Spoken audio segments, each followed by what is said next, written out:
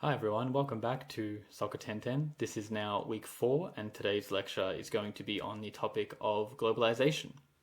This is really our first opportunity to get stuck into some actual sociological topics. I think in the previous weeks we've really been setting up sociology as a discipline for you. Week 1 we were thinking about what sociology actually is. Week 2 about the foundations and the origins of sociology.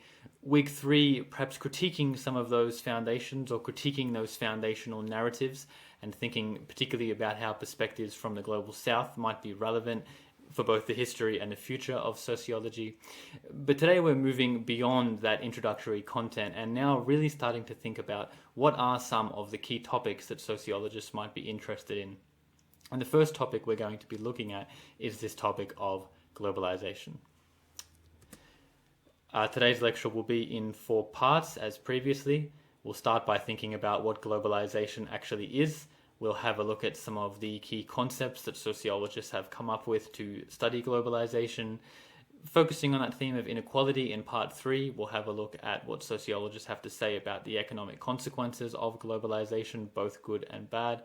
And finally, we'll think about the relationship between globalization and place today, and I'll have something to say about anti-globalization movements which are today trying to reassert the importance of place against current waves of globalization. So let's start with part 1, living in a connected world, and here we'll be thinking about defining globalization, trying to pin down that term in a more firmer manner. So what is globalization? I think the definition of Threadgold is quite helpful here, and this is something which is cited in the book reading for the week. And he defines globalization as tendencies to a worldwide reach, impact, or connectedness of social phenomena, or to a world-encompassing awareness among social actors. And I like this definition because it encompasses really 2 major aspects here. One is the idea of social phenomena themselves spreading out across the world. And by social phenomena, we could mean anything. We could mean communication. We could mean exchange, so economic exchange. We could mean culture, values, languages. Any spread of these things on a continental or on a global scale can be seen as part of the process of globalization. But this definition also encompasses the idea of a world-encompassing awareness. So the individual coming to see themselves more as a global citizen, becoming concerned with perhaps news from around the world, politics around the world, thinking about forms of culture that might spread around the world as well in the form of global media. Anything that makes the individual consider something that might be happening around the world could be seen as an aspect of the globalizing process. One other aspect of this which David Harvey, a famous geographer, has discussed is the idea of globalization and the shrinking of space. Through progressive waves of globalization, theorists like David Harvey argue that the world has become smaller. You can think of the transition from early sail ships and the kinds of connectedness they caused all the way down to today and the global reach of information communication technologies, our ability to travel around the world in a very quick manner via air travel. All of these things involve the shrinking of space.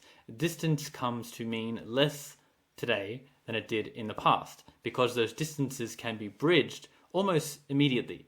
In the case of, say, information communication technologies, one can communicate over platforms instantaneously, meaning that distance no longer matters in the way that it once did. And people like Harvey refer to this as the shrinking of space. And I like to think of that as a key component of globalization. To break down globalization further, sociologists often speak of 3 different forms of globalization, and this is very common in the literature on the topic. We'll speak of economic globalization, political globalization, and then cultural globalization as well. And I'll explain each of these 3 terms further in the next slide. But before that, I did want to have this last point, which I think is crucial, is that globalization is not a new process and it's not a linear process as well. So don't think that globalization is a recent phenomena that has only emerged in the past 20 years or so. In fact, globalization is something which we can trace back centuries. And again, this is something I'll talk you through, the timeline and the general narrative that we tell about this story. in terms of the idea that globalization is not a linear process, what I mean by this is that it's not that there was a low amount of globalization and then very slowly over time the amount of globalization has increased in a relatively linear way. Theorists of globalization generally talk about different waves of globalization. They talk about globalization as being something which has periods of intensity where there's a lot of globalization, and then some periods where it stalls or in fact might go into the decline. And this is something which I think it's important for you to think about with regards to many different social processes. It's very rare that in human societies we just have a linear trajectory from, say, one state to another state, whether it's globalization, rationalization, secularization. All of these processes are much more messy and discontinuous in the real world, and they tend to move in a more fluctuating way. So we like to think about different periods of globalization and different periods where globalization might have, in fact, gone in the opposite direction, where we've seen a push towards localization, in fact. Let's talk about these three different types of globalization. The first is economic globalization. What we mean by this is the integration of financial markets around the world. So the spread of particularly industrial capitalism around the world, the creation of one global marketplace where we are buying and selling products around the world. Some institutions that go along with this, you can think of major trade agreements and trade organizations. So something like NAFTA, the North American Free Trade Agreement, the TPP, the Trans-Pacific Partnership. These kinds of free trade agreements designed to create mobility for people, goods, other types of things. Anything which creates a greater interlinking of financial networks or financial markets comes under the rubric of economic globalization.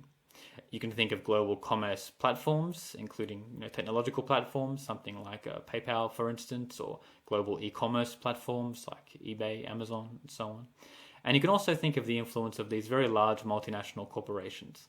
So we're thinking here of companies whose operations span multiple countries around the world. The rise of these corporations is really a key aspect of economic globalization in the modern age. Political globalization is similar but in the political dimension, so it involves a greater interlinking of forms of governance. That might be in the form of international cooperation or just platforms for dialogue between nations. So international bodies such as the United Nations, the European Union is another good example of a movement towards political globalization. Treaty organizations like NATO that formalize cooperative ties between nations also come under the form of political globalization.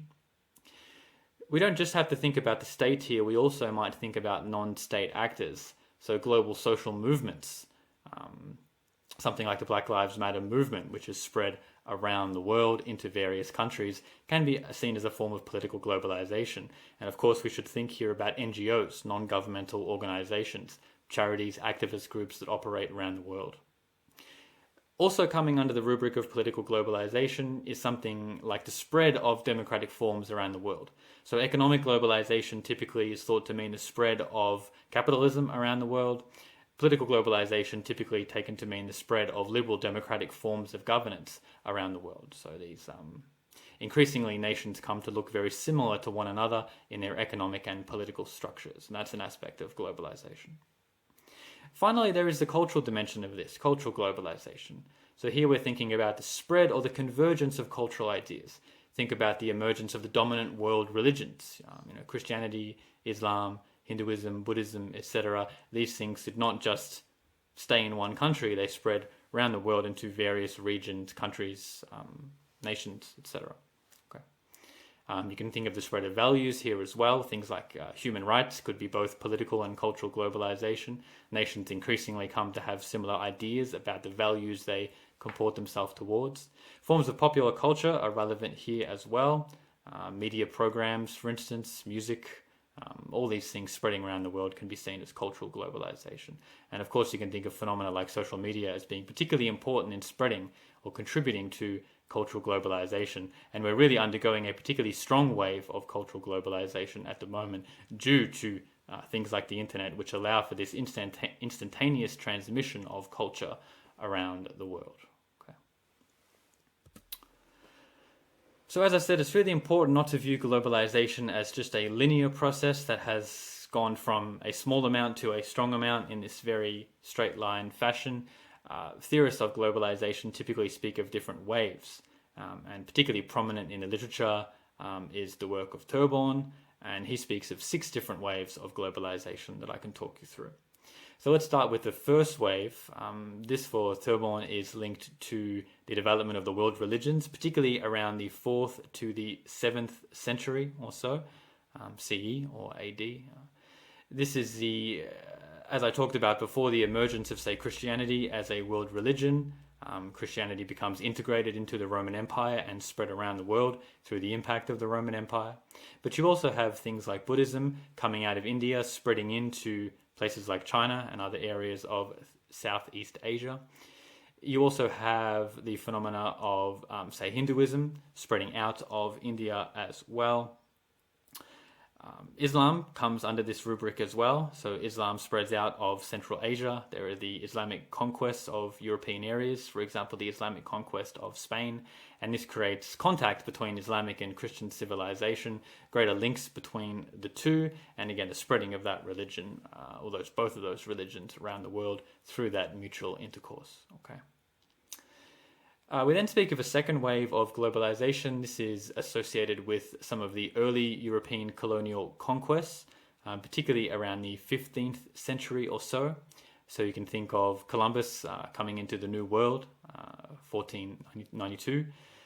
You can think of the emergence of the global slave trade, which comes a little bit later. We're thinking of particularly the 17th century there, but the emergence of things like this are particularly important. You have a greater movement of people around the world, sometimes voluntarily, sometimes in the form of the slave trade in an involuntary fashion. Particularly in this time, we're thinking about the British expansion and the Dutch expansion as well. These are the 2 major colonial powers at the time, to a lesser extent the French as well. But here we're really thinking about globalization as coming through the emergence of colonialism and empire. The third wave of globalization comes with the influence of many of these intra-European wars. So many of these major European imperial powers are fighting with one another. They're almost continually fighting with one another for hundreds of years. There are key wars around this time, the wars of the Spanish and Austrian succession, the Napoleonic Wars, which spread out of Europe into countries like Egypt as well. So these are not world wars in the sense we think of the First World War or the Second World War, but they're certainly wars whose impact spreads around, not just in Europe, but in a lot of those countries around Europe as well, because of their impact on the colonial possessions held by many of these powers at the time. We can then think about the fourth wave of globalization. This is really the height of European imperialism. So we're moving from the 18th century to the 19th century. We're thinking about really the height of the British Empire here. New forms of trading are arising. There is a much greater expansion. Here we're now thinking about the period of capitalism, the period of industrialization. With that comes the opening up of a global market, sometimes by force.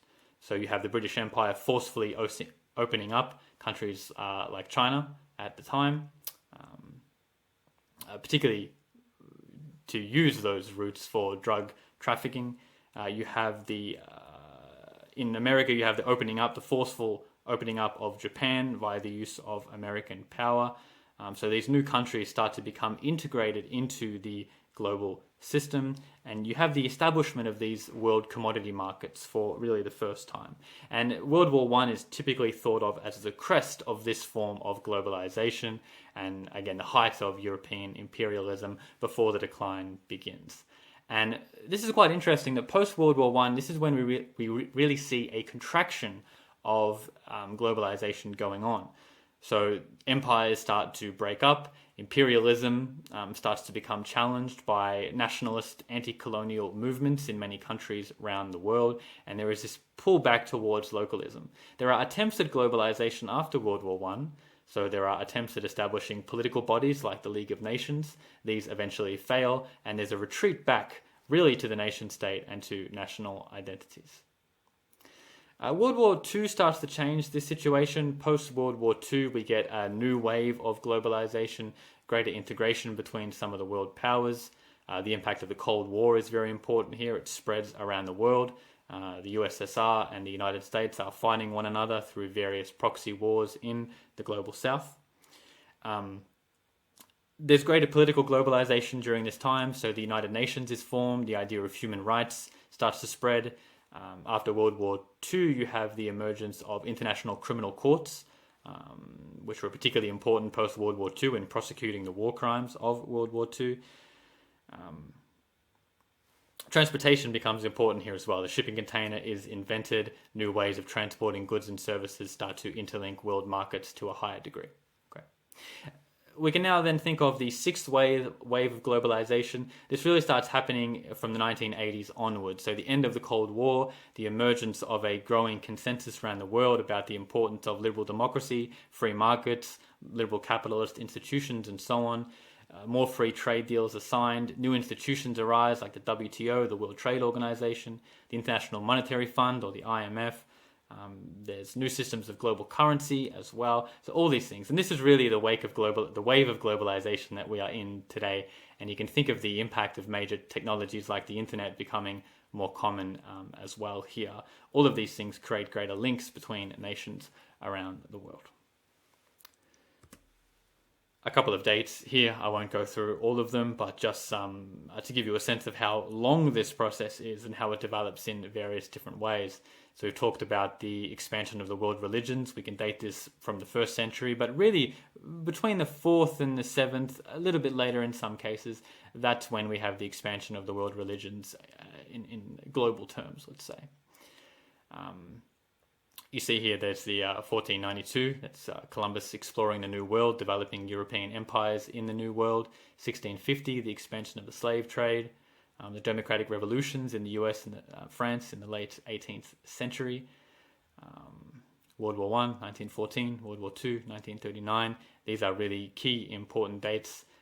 Conflict has always been a strong motor of globalization, whether it's imperial conflict, the conflict associated with the two world wars, even the Vietnam War, the Cold War. These have always been strong motors of globalization, and you can see that in the kind of dates we have listed here. So I think that establishes well what globalization is, what some of its major historical markers are. And I think what's important now to understand is what is it that sociologists care about when they think about globalization. And I want you to think back to that second lecture I gave on the key questions of social theory. I said there are questions about social action, social order, and questions about social change. And globalization comes under all of those rubrics. We can ask questions about why globalization is happening, how we should feel about it, what its impacts are, how it's changed people's behavior in various ways. I've noted here some of the major points of debate that are happening in the literature around globalization. So first of all, there's the question of what impact has intensified economic competition had on firms, workers, and states. One of the key aspects of economic globalization is greater competition. Is that good for people? Is it good for workers? How has it impacted upon the power of states to regulate their economies? These are all things we might think about. On the level of political globalization, we might think about state power. How has state power changed? How has warfare changed? That comes under this rubric as well. Do we think that states have lost some of their power in the wake of political globalization? And what might the response to that be on the part of states, on the part of the general public? Cultural globalization is always an interesting topic to debate. Some people think we're witnessing a homogenization of society. There's concerns about, say, the idea of Americanization, the idea of American cultural ideas spreading around the world, becoming culturally dominant. The impact of, say, the English language becoming dominant around the world is interesting as well. Other theorists are perhaps less pessimistic about these kinds of phenomena. They see growing cultural diversity. They don't just see cultural globalization as something which spreads from the West out, but they see processes occurring in opposite as well. The West taking up various ideas that have been developed in other countries or other regions around the world. So I think that's something we can discuss as well. And finally, I think one of the key questions in the literature is this question about the ecological ramifications of globalization. And this is an area of debate that sociologists can have something to say in as well, even though they might not study the environment directly. There are whole swathes of environmental sociologists who are interested in these kinds of questions. How do our social arrangements and the fact that those arrangements are increasingly becoming globalized, how does that impact upon the physical environment in which we live, particularly in the form of, say, things like climate change and other challenges to development. Okay, so these are our key questions. I want you to keep some of these questions in mind as we move through the material this week. You'll see some different theories, some different ideas, and as always, these theorists are trying to answer questions like this. And hopefully you can have some discussion about questions like this when you take this material into your tutorials. That's the end of part 1. I'll see you in part 2, and we'll continue with our discussion of some contemporary theories of globalization.